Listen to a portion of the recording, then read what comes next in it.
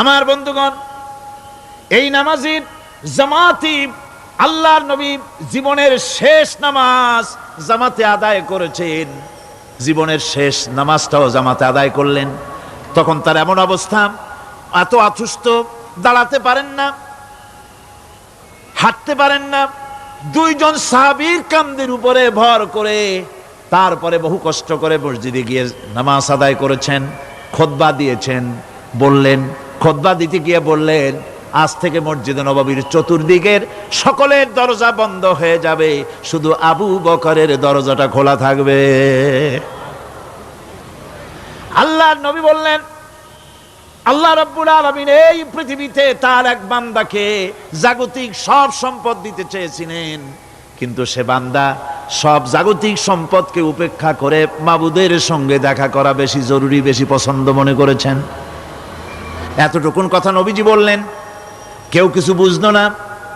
হযরতে আবু বকর রাদিয়াল্লাহু তাআলা আনহু হুজুরের এই কথা শুনে কাঁদতে কাঁদতে তিনি অস্থির হয়ে যাচ্ছেন। সাহাবীরা চিন্তা করলেন, হুজুর কার না কার কথা বলেছেন, তাতে কান্নার কি আছে?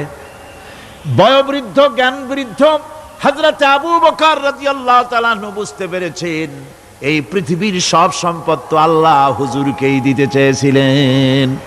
তিনি সমস্ত সম্পদকে উপেক্ষা করে তার মাবুদের সঙ্গে দেখা করার জন্য প্রস্তুতি নিয়েছেন। তার মানে হলো আল্লাহর নবীর বিদায় হয়ে যাবেন, আমরা নবী থেকে এতিম হয়ে যাব। নবীজি ঘরের মধ্যে প্রবেশ করলেন, প্রচন্ড জ্বর এলো। এই প্রচন্ড জ্বর নিয়ে তিনি শুয়ে আছেন, কখনো বেহুশ কখনো হুশ। এর মধ্যে সারা জান হয়ে গেল। সাহাবীরা বহুক্ষণ অপেক্ষা করে হযরত আবু বকরের ইমামতিতে নামাজ শুরু করলেন। হুজুরের হুশ এলো, প্রশ্ন করলেন, আয়েশা রে, এখন কোন সময়? হযরত আয়েশা বলেন, ইয়া রাসূলুল্লাহি, মসজিদে নববীতে নামাজ শুরু হয়ে গেছে। সাহাবীরা অনেকক্ষণ অপেক্ষা করে আমার বাবার ইমামতিতে নামাজ পড়তেছে সবাই, কিন্তু সাহাবীরা কেঁদে কেঁদে নামাজের মধ্যেই কাঁদতে কাঁদতে অস্থির হয়ে যাচ্ছে। তাদের মনের ধারণা হয়েছে নবীজির পেছনে নামাজ পড়ার কিসমত থেকে তারা মাহরুম হয়ে গেল। নবীজি বলেন, আয়েশা, দরজা খুলে দাও আর আমার মাথাটা একটু উঁচু করে ধরো, আমি একটু নামাজের দৃশ্যটা দেখি। দরজা খুলে দেওয়া হলো, নবীজির মাথা উঁচু করে ধরা হলো। নামাজের জামাতের দৃশ্য দেখে নবীজি আবার শুয়ে পড়লেন। হযরতে মা আয়েশা লক্ষ্য করে দেখেন নবীজির দুই চোখের কোণা দিয়া পানি পড়তেছে। মা আয়েশা জিজ্ঞেস করেন, ইয়া রাসূলুল্লাহ, হে, নামাজের দৃশ্য দেখে চোখে কেন পানি এলো? হুজুর বলেন, আয়েশা রে, এটা কোনো দুঃখের পানি নয়, এটা তৃপ্তির পানি। এই যে জামাত নামাজ পড়তেছে লোকেরা, এই জামাত কায়েমের জন্য তায়েফের ময়দানে অনেক রক্ত আমার ঝরেছে। উহুদের ময়দানে দান্দান মুবারক শহীদ হয়েছে, সাহাবায়ে কেরাম জীবন দিয়েছে। এই যে জামাত আমি দেখতে পেলাম, ভবিষ্যতের একটা ছবি যেন চোখে ধরা পড়লো। আমার মনে হলো কিয়ামত পর্যন্ত এই পৃথিবীতে আমার যত উম্মত আসবে তারা এইভাবে করে জামাতে নামাজ আদায় করবে।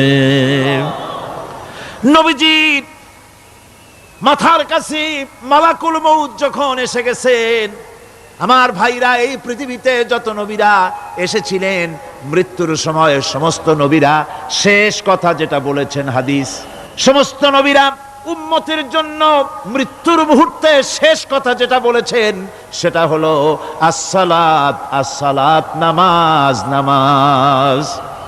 আমার নবী যখন বিদায় হয়ে যান, বিদায় মুহূর্তে মেয়ের কথা বললেন না, কলিজার টুকরা নাতির কথা বললেন না, জামাইয়ের কথা বললেন না, স্ত্রীর কথা বললেন না।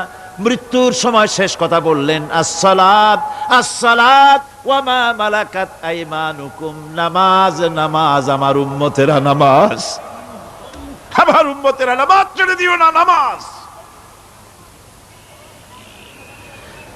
যেই নবী উম্মতের জন্য এত কাঁদলেন, নামাজের জন্য এত কথা বলে গেলেন, আল্লাহ রাব্বুল আলামিন নামাজের জন্য এত নির্দেশ করলেন, নবী ইন্তেকালের সময় নামাজের কথা বলে দিলেন, সেই মুসলমান আজ নামাজ আদায় করে না।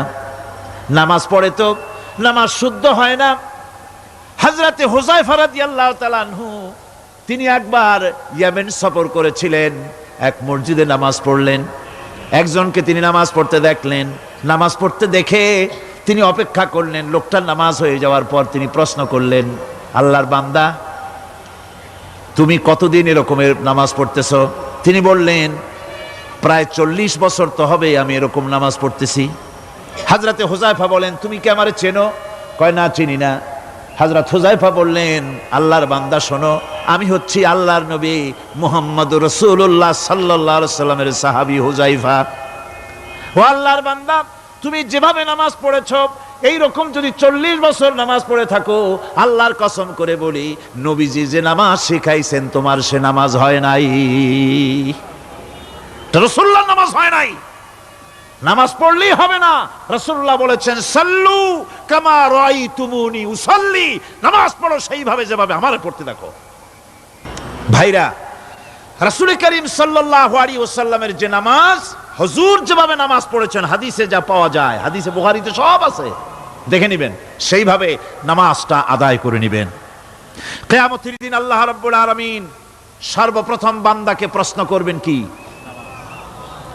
বুখারী শরীফে এসেছে, আন আবি হুরায়রা রাদিয়াল্লাহু তাআলা قال سمعت رسول الله صلى الله عليه وسلم يقول إنما يحاسب به العبد يوم القيامة من عمله صلاته। বুখারী শরীফের হাদিস। আল্লাহ রাব্বুল আলামিনের নবী বলেন, হযরত আবু হুরায়রা হাদিস খানা বর্ণনা করেছেন, তিনি বলেন যে আমি রাসূলের মুখে শুনেছি, কিয়ামতের দিন আল্লাহ রাব্বুল আলামিন সর্বপ্রথম তার বান্দার কাছে প্রশ্ন করবেন, বান্দা নামাজ আদায় করেছিলি কিনা? নামাজ সর্বপ্রথম প্রশ্ন। যেরকম সর্বপ্রথম প্রশ্নটা কি? নামাজ। এই নামাজ আপনার বাচ্চাদেরকে যখন 7 বছর বয়স হবে নামাজের হুকুম করবেন। 10 বছরে নামাজ না পড়লে প্রহার করতে বলা হয়েছে। নামাজের জন্য কড়াকড়ি করতে হবে। পুরুষ নারী মেয়েদের মাসের ভিতরে কখনো কখনো তাদের যে সমস্ত মাসলা মাসাইল আছে সেই অনুযায়ী কখনো তাদের ক্ষমা আছে, বাকি তাদের নামাজ পড়তে হবে। আর পুরুষের জন্য পাগল হয়ে যাওয়া, বেহুশ হয়ে যাওয়া ছাড়া নামাজ মাপ নাই, নামাজ পড়তেই হবে। এই যে নামাজ না হলে ঈমান থাকবে না, ঈমান নষ্ট হবে, কিয়ামতে জাহান্নামে যাওয়া লাগবে। এসব কথা শোনার পর আজকের তাফসীরুল কোরআন মাহফিলে আমরা কি ওয়াদা করতে পারি যে আমরা মালাকুল মউত যতক্ষণ পর্যন্ত আমাদের মাথার কাছে না আসবে নামাজ ছেড়ে দেব না? এই ওয়াদা কি করতে পারি?